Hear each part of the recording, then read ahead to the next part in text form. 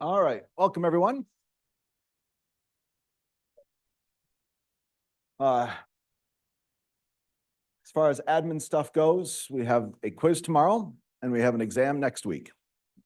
So I thought now would be a decent time to point out that I've already polished up and finished this knowledge checklist. I'm working on the review for next Wednesday's class. We'll have a review day just like we've had before the first online test and the midterm and all that sort of stuff.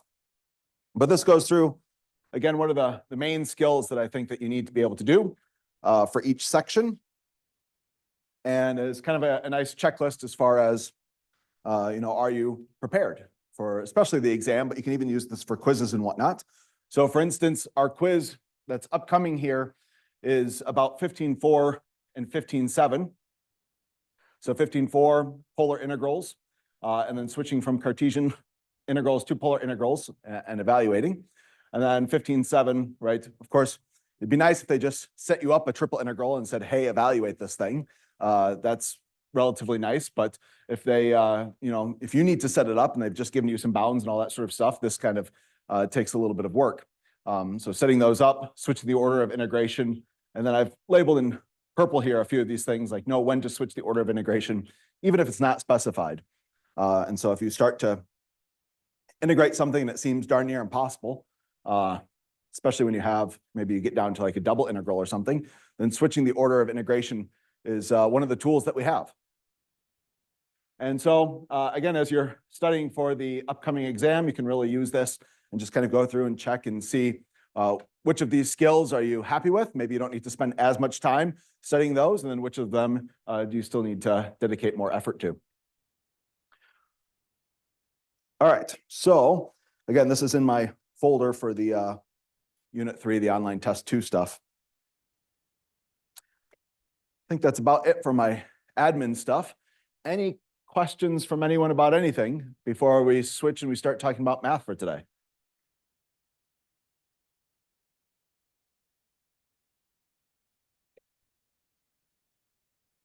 Okay, so then we had a pre-class video.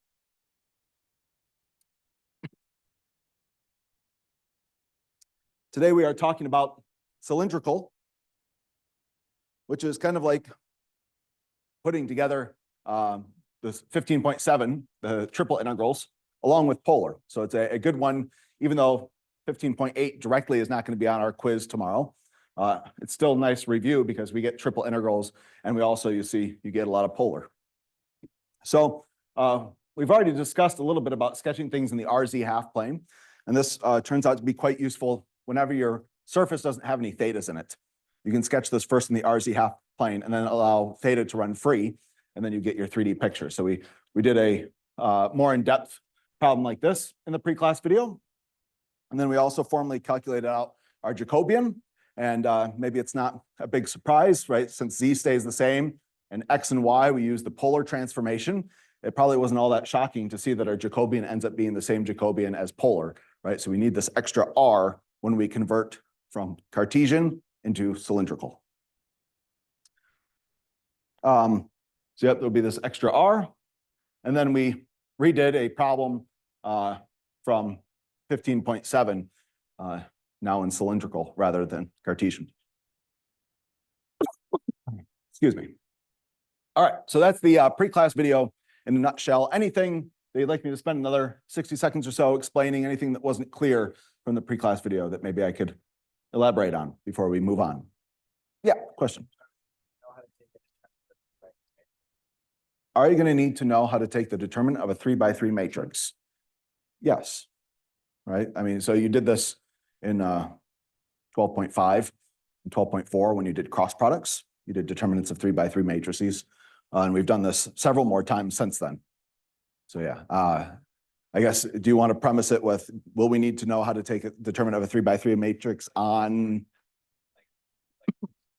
Oh, in order to calculate out Jacobians? Yeah.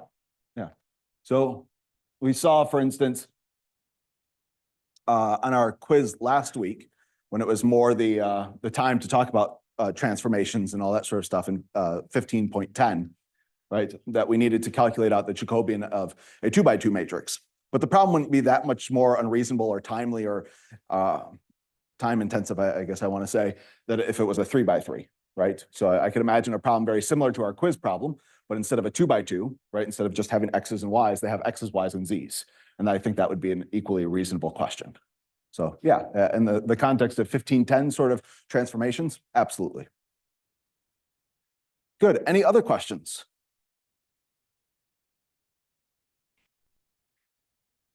All right. So then, why don't we go ahead and do some new stuff for today. So we don't have any new theorems or what have you for class today.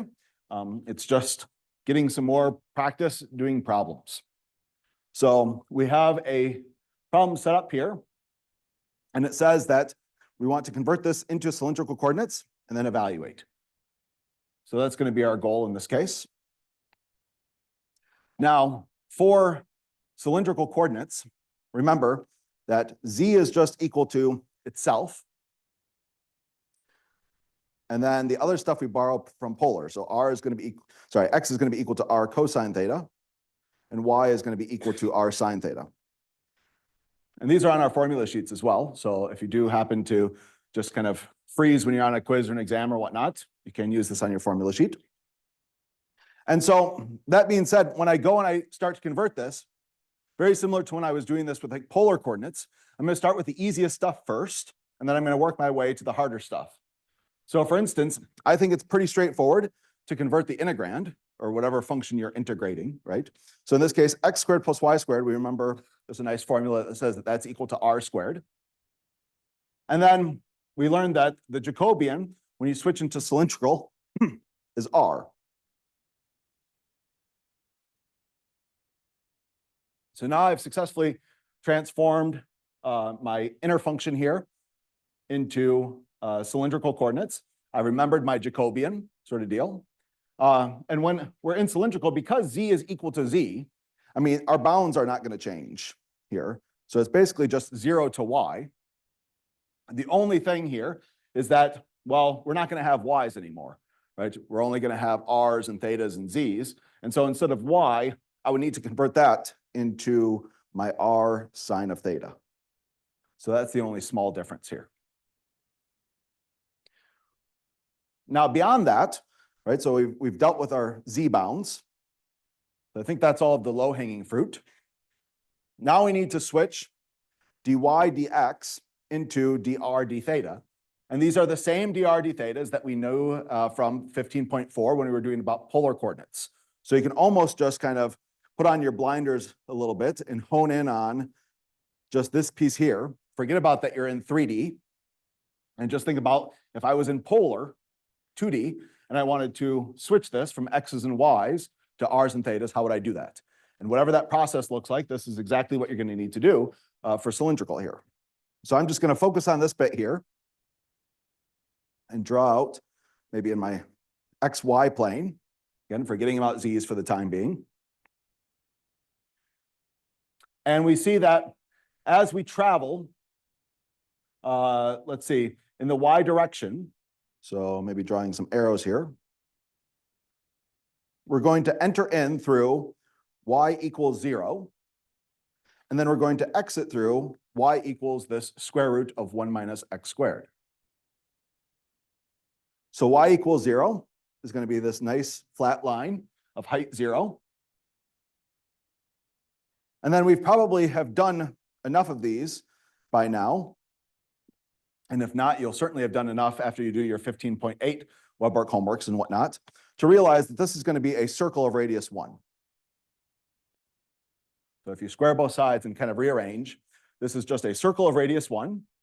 However, because it's the positive square root instead of the negative square root, that means we have positive y values, right? Because this is y equals, so it's telling you something about the y values, and you have the positive square root. So it's where all the positive y values are. So if I had a circle of radius 1, but only the top half, right, the positive y values, it would look something like this.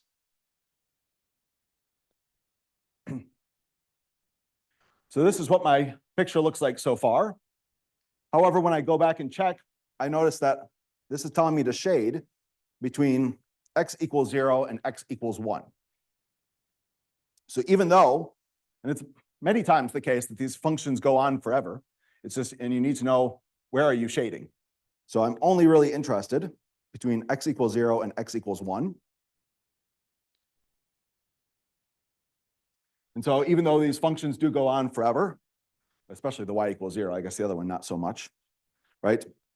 I'm really only interested in this piece here between x equals 0 and x equals 1.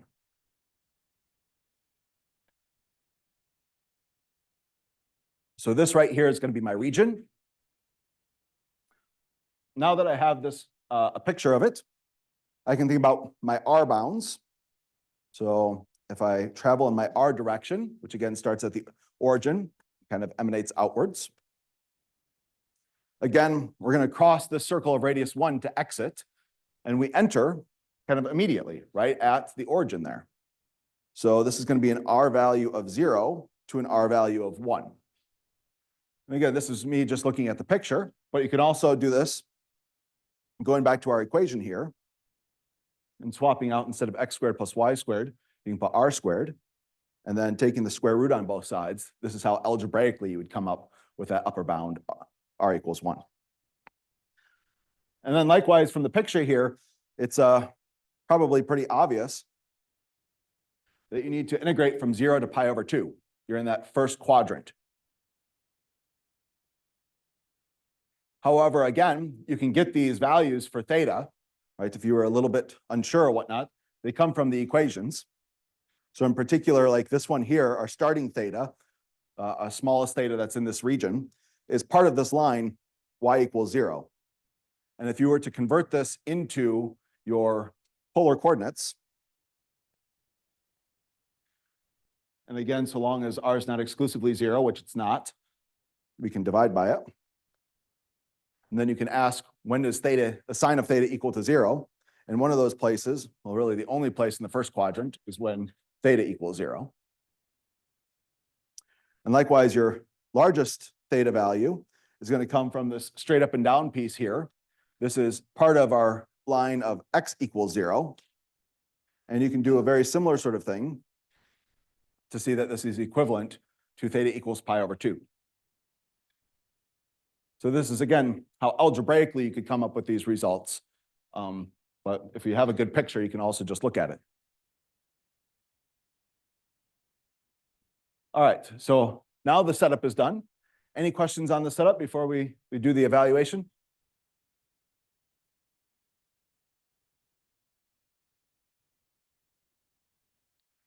All right. Sometimes in the polar section, you may remember I did this trick where I'd like evaluate out my theta integral. And there was a couple problems where I just ended up plopping down like a 2 pi here. And so my question is, in this case here, can I evaluate out my theta integral first if I wanted to and say that this is going to be equal to pi over 2? And how do I know when I can do that and when I can't? So I guess the first question is, can I just do this? Is this legitimate or not? Anyone have a guess? Yeah? Why do you say no?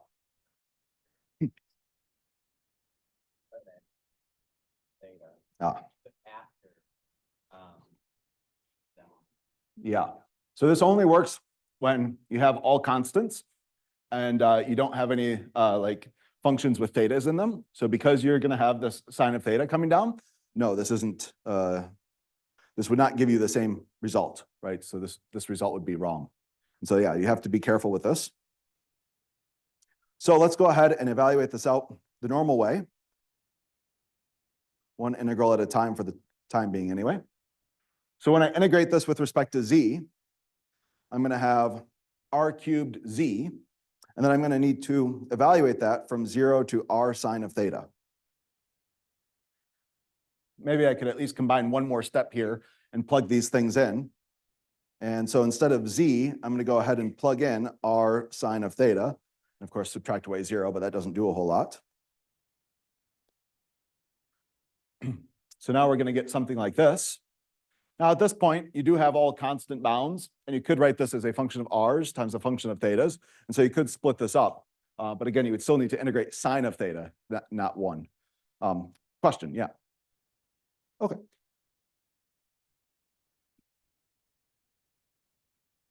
Let's go ahead and evaluate out our R integral here. So I have R to the 4th. So when I integrate that, I get 1/5 R to the 5th. And I need to evaluate my R's from 0 to 1. So I'm just going to have a 1/5 here. And when I integrate sine, I'm going to get negative cosine. And I need to evaluate that from 0 to pi over 2. So cosine of pi over 2 is going to be 0. I guess negative 0 here. And then minus a negative, cosine of 0 is going to be 1. So my answer at the end of the day is going to be 1/5.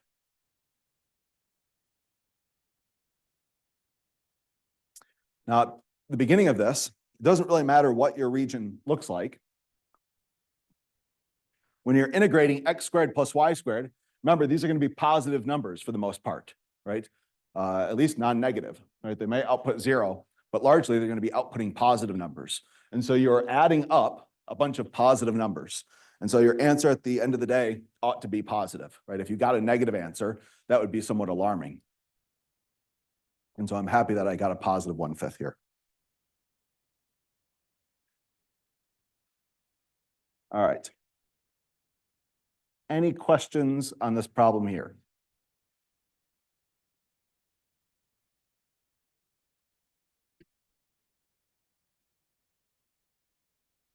All right.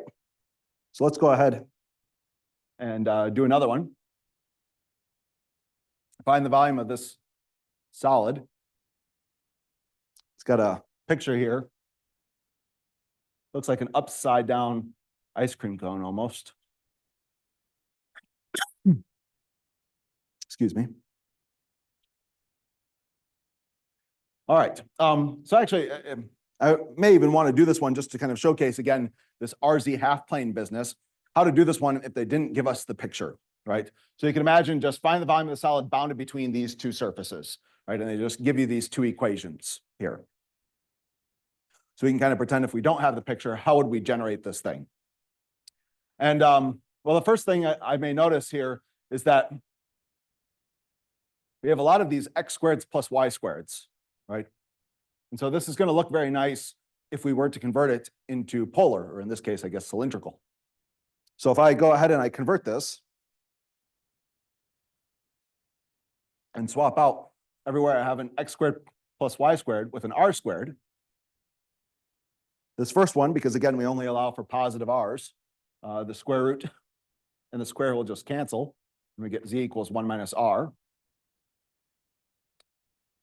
And then the second one here, again, if you were to factor out that negative, you'd have x squared plus y squared, and that's equivalent to r squared. Which, by the way, if you square this and rearrange and whatnot, you get that what z squared is equal to 1 minus r squared. So this is r squared plus z. Ooh, that's a horrible z. R squared plus z squared equals 1. So if I was to try to sketch these things, now that I see that there are no thetas involved in either surface here, I could imagine sketching these in the RZ half plane. And again, this is a half plane because we don't allow for negative r's. So we only have the positive r's starting at 0 and beyond. And so my independent variable here is r, and my dependent variable on the vertical axis here is z. And so if I was to think about my z equals 1 minus r, this looks awfully linear. It kind of looks like the old mx plus b, but instead of x's and y's, right, we have r's and z's. So I think this is going to be some sort of line. And if I plug in a couple points, we could probably see what the line would look like. So for instance, if I plug in r equals 0, I get z equals 1. So maybe up here. If I plug in r equals 1, we're going to have z equals 0. So the straight line here, and again, only in this half plane, would go like this, sort of forever. So 1 minus r would look something like this. So you can really see the slope of -1 and the intercept of 1. Now, on the other hand, the RZs, right, this would be a circle of radius 1. But I guess, right, technically where this came from was we had it solve z equals, and we had a negative square root, which means that all of our z values are going to be negative. So it's like a circle of radius 1, except for we have to make a few deletions, right? So first of all, we need to delete all of the stuff over here because we're in the RZ half plane, so we don't allow for negative r's. So all this stuff over here needs to be deleted. And then because it was the negative square root here, that means that, well, we should only have negative z values. So this stuff up here should also be deleted. So our region that's trapped between these two lines is going to be this right here. And now the last bit, if you wanted to take this and get a 3D picture, we need theta to run free. So just like we talked about when we first introduced this RZ half plane stuff, right? When X runs free, right, it moves back and forth, left and right sort of deal. When Y runs free, it could be anything it wants. It goes up and down, right? Y could be very negative or very positive, all that sort of stuff. When theta runs free, it runs around the Z axis. So we have our Z axis here. If I was to take this, and if I was to imagine spinning this around the Z axis, what I would get is this sort of shape here. And that top piece looks like a cone. That bottom piece now looks like a sphere or a hemisphere. And so this is how we can generate the same picture if it wasn't provided for us. So this is what it looks like now after we do the spin. This is now some region in space, even though I haven't shaded the rest of it in. Okay, so that's a little bit of just reviewing this RZ half-plane stuff and how to visualize these surfaces. Well, let's go ahead and solve this problem now.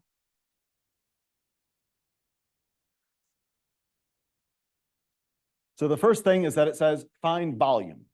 Anytime it says find volume, remember volume is a triple integral of 1. So the function that we're going to be integrating here is 1. Next up, especially after we have the picture here and we see a cone and we see a hemisphere and all this sort of stuff, right?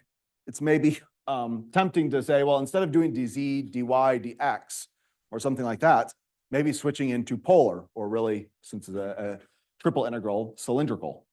And so in that case, right, I would go ahead, include my Jacobian, and then dz, dr, d theta.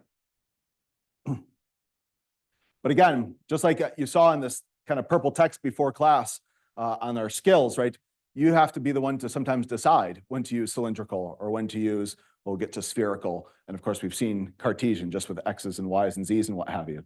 So the fact that this is, has some cones and hemispheres and whatnot means that probably something like cylindrical would work well.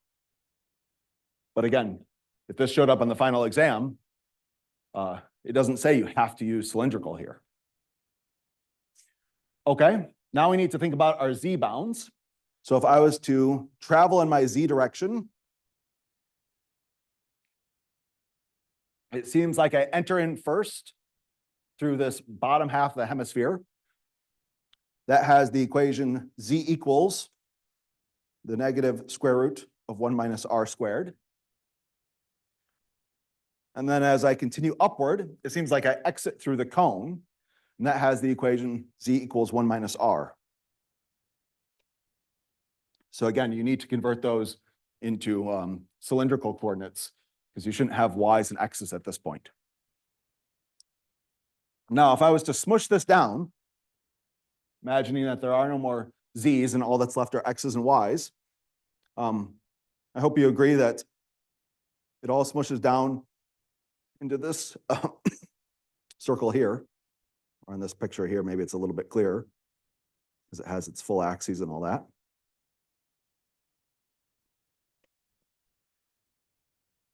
So it does look like a full circle, but the question could be, well, what's the radius of the circle? And when we sketched it by hand, we probably recognized when we were solving this that that crosses at r equals 1, and likewise this was a circle of radius 1. So when we sketched it by hand, it was obvious that it should be r equals 1 is where that crosses, and so this would be a circle of radius 1. But if you just have the picture given to us, right, maybe it's not obvious, and so you need to solve for that, right? So it becomes, where do these two surfaces meet? So we have the cone, z equals 1 minus r, and the hemisphere, z equals negative root 1 minus r squared. And when these two things intersect, that's what gives us our maximum radius. And so setting these things equal to one another, we can solve for r. So squaring both sides, for instance,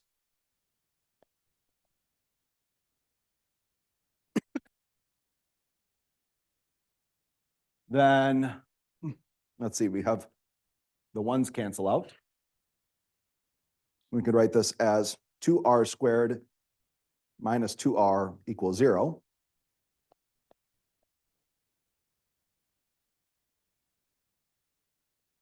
So this gives us either r could be equal to 0 and they would intersect, or r could be equal to 1 and they would intersect. Notice that once you square this and you get rid of that negative square root, it no longer can tell the difference between the bottom half of the circle and the top half of the circle, because admittedly you've squared it. So the r equals 0 is actually when you have the top half of the circle, the cone and the top half of the circle intersect up here. And that would have an r value of 0. So it can't tell the difference. But here we see that it's obviously a positive radius, so it shouldn't be 0. So all that to say is that you could have extraneous solutions, right? And then you have to figure out which one makes sense. All right, so we spent a good amount of time kind of being careful here and getting our bounds of 0 to 1, and then our thetas should be 0 to 2 pi. Again, really, this helps from having the picture. And if I was to take this picture and look at it straight on in the XY plane,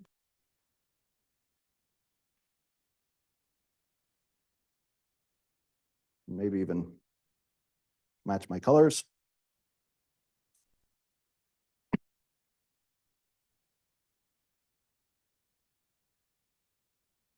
We had something that looks like this. And so again, our radiuses should be from 0 to 1. And we want the entire circle. So that means our thetas should go from 0 to 2 pi.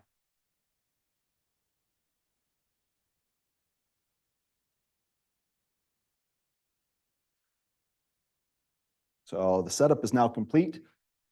Any questions on this before we do the evaluation?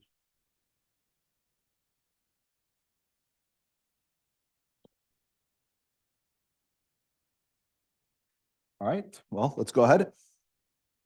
I would say, just like before, maybe I'll ask the same question. Can I evaluate out my theta integral first and get a result of, well, 2 pi minus 0 would be 2 pi. Can I do that this time? Yeah, what do you think? And why do you say yes?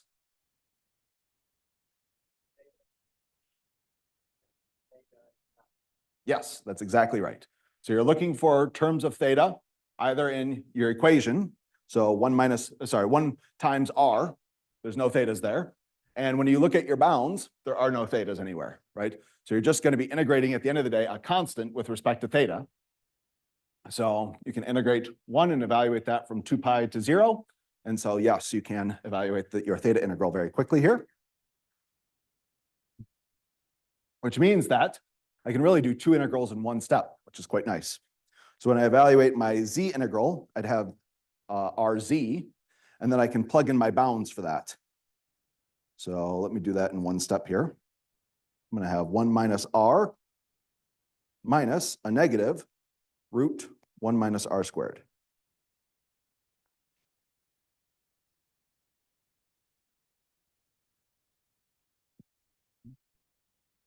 You wouldn't want to do more than this amount of work in one step here.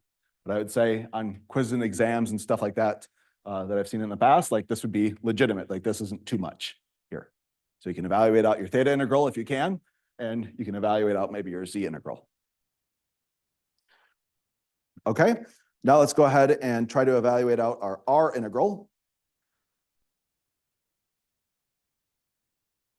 So if I distribute this r, I'm going to have r minus r squared plus r root 1 minus r squared.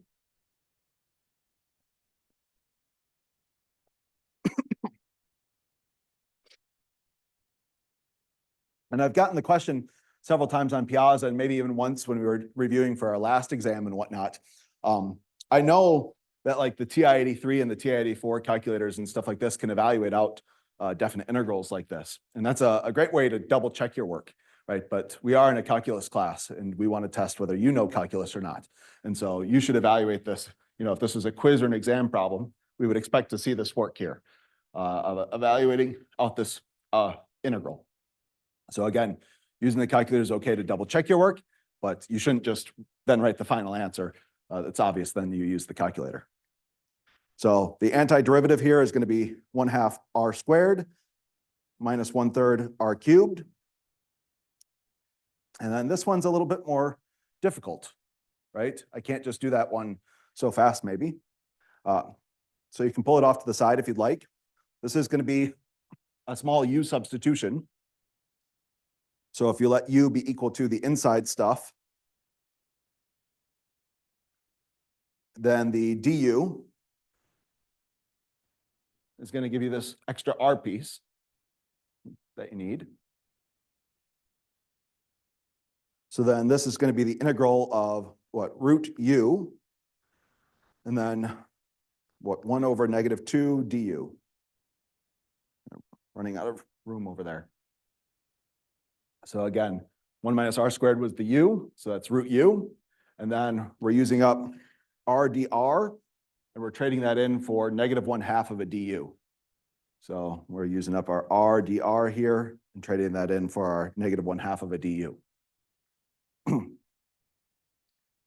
So now when I integrate this, we increase our power of u by 1.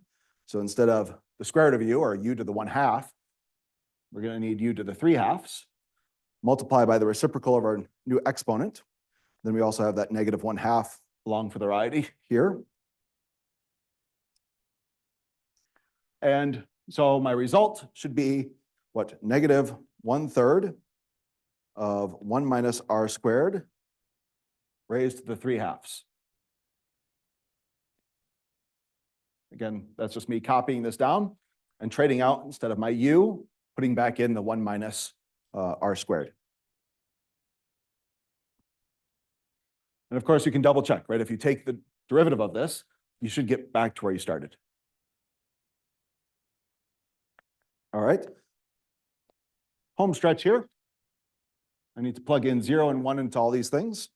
So this is going to be 1/2, 1 squared minus 0 squared,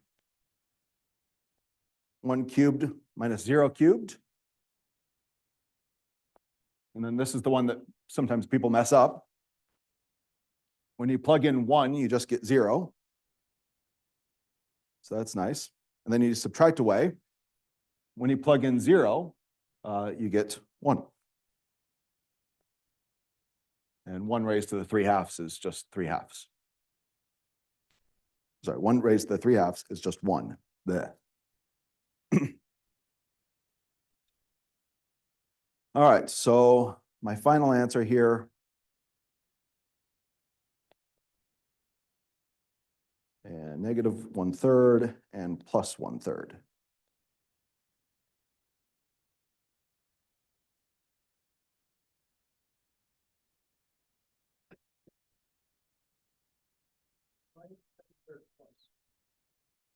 The second third has 2 negatives that we have to be careful to account for.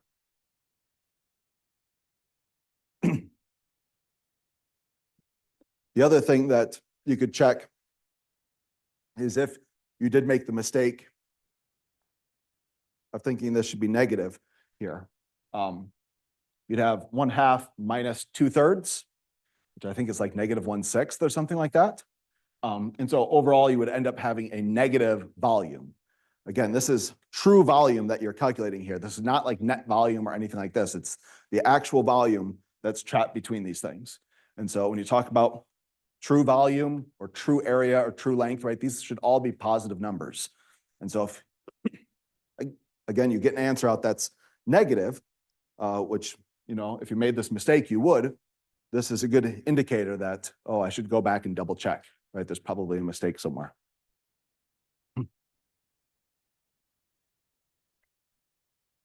Good. Any other questions?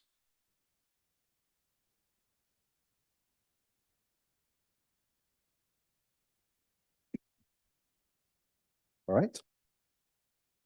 Well, I feel like I've been doing a lot of them, so why don't I give you a chance to try this one out?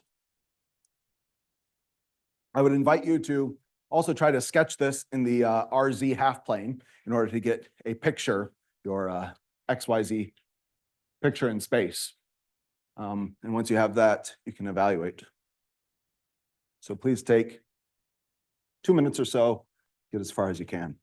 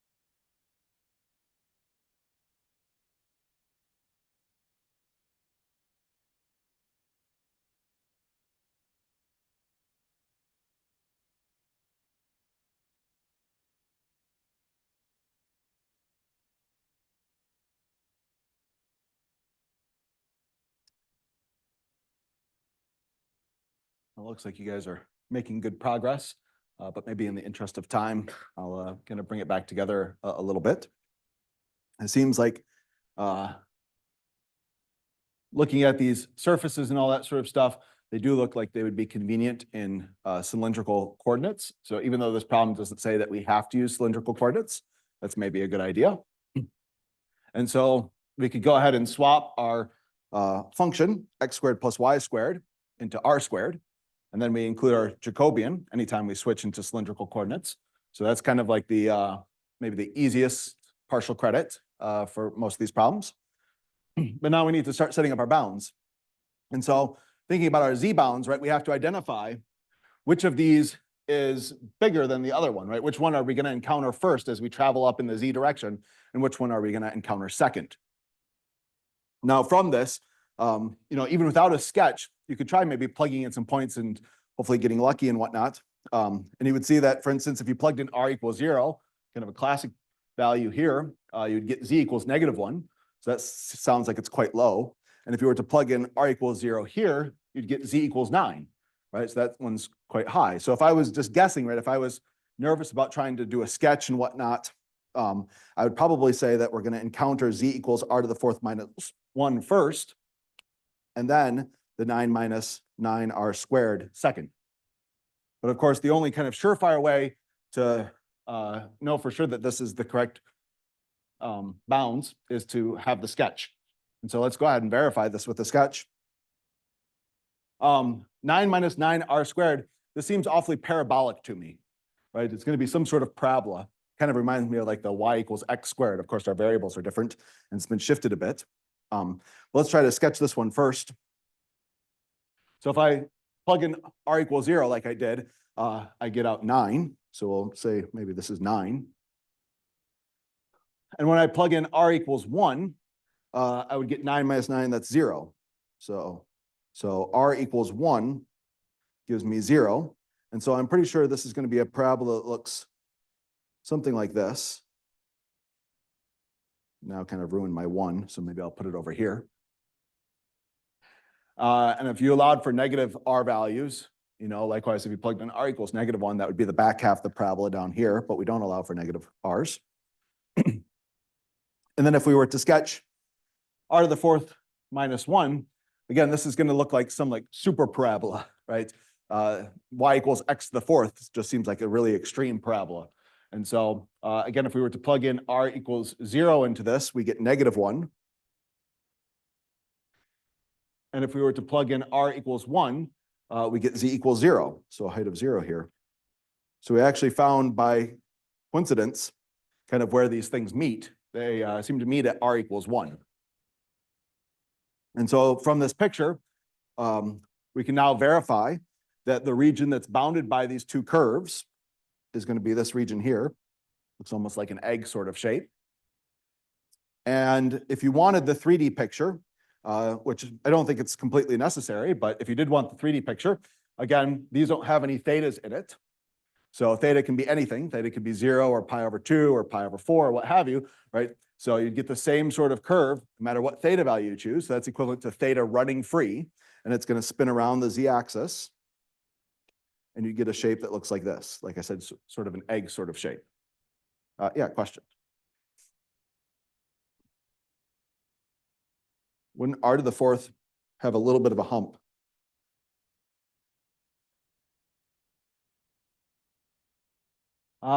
It's probably more extreme than I sketched it here. Like it continues flatter for longer, but there wouldn't be any extra hump in this one. R to the 4th can have up to 3 turning points. So it could have an extra hump someplace. But in this, you need other kind of lower terms. You need like r to the 4th minus some r cubes plus some r squareds and stuff like this.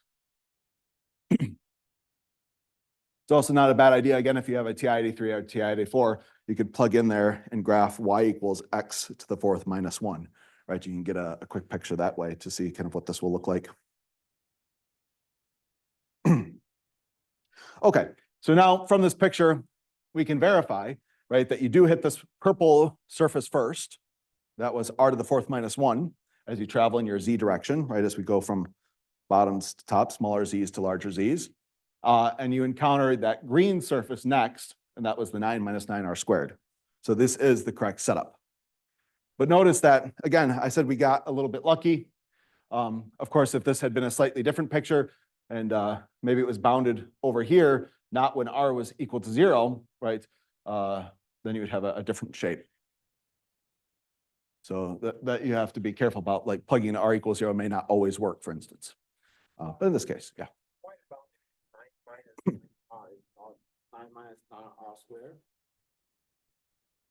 Sorry. Oh, thank you. I made a mistake.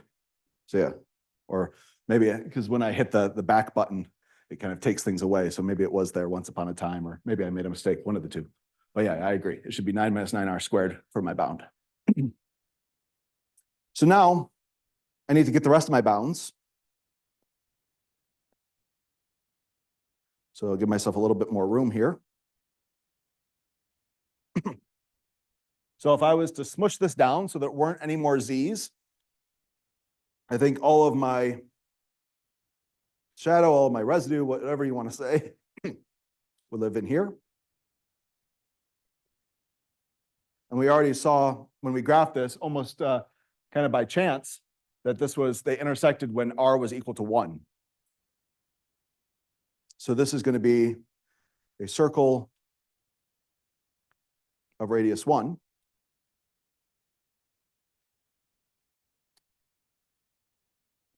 It's always nice when you find this by happenstance. Of course, as I walked around, I saw some people, correctly, I mean, this is the right way to do it, trying to solve for where do these two surfaces intersect. And so if you don't find their intersection while graphing, just because you happen to plug in a lucky value, R equals 1, R equals 2, R equals 3, whatever. So we ended up finding it, but otherwise you would need to solve this equation, right? And so you would need to do something like R to the 4th plus 9R squared, minus 10 equals 0. And this one here is quadratic-esque, I would say. So if you do like a U substitution where U equals R squared, then this becomes U squared plus 9U minus 10. Right, because R squared would be this R to the 4th. So now you could factor this. What we get, U plus 10 and U minus 1. So either R squared is equal to negative 10 or R squared is equal to 1, right? Again, U was R squared here. So either R squared is equal to negative 10 or R squared is equal to 1. Now, luckily, we're doing real valued calculus. So we know this is out. And we only allow for positive R values. So that means that R has to be equal to 1. So this is the work that you would need to do if you didn't happen to find it while sketching. Well, since we did, right, we could very quickly just say 0 to 1 here. This is all kind of optional in our case. But as I saw when I was walking around, people were doing this. So I thought I'd show you that you can get the result this way. It's just algebraically a little bit taxing. And then for thetas, 0 to 2 pi. Because again, we have the full circle. If this had only been in the first quadrant or something like this, then it'd be a different result. But since we have the full circle, 0 to 2 pi.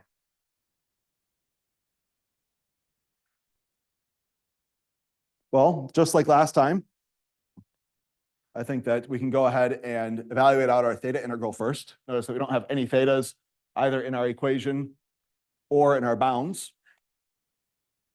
We can also evaluate out our z integral. So we'd have r cubed z, and then we could plug in our bounds, 9 minus 9r squared minus r to the 4th minus 1,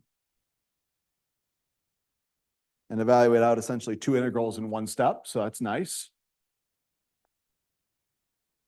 Let's take one line to simplify this down. So 9r cubed minus 9r to the 5th. And then what? We have minus r to the 7th. Just distributing this to each piece. And then plus r cubed.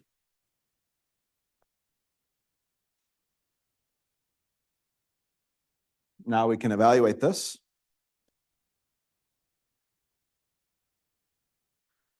So what? 9/4 r to the 4th minus 9/6 r to the 6th minus 1/8 r to the 8th plus 1/4 r to the 4th, evaluated from 0 to 1. So where I would probably stop if this was either a WebWork problem or a D2L style problem is right here. I'd either plug this into my calculator and get a decimal answer, or plug this into WebWork just as it stands. I understand that you could spend time trying to simplify this, and you can certainly simplify it more, but it's probably not worth the time. All right, any questions on this one here?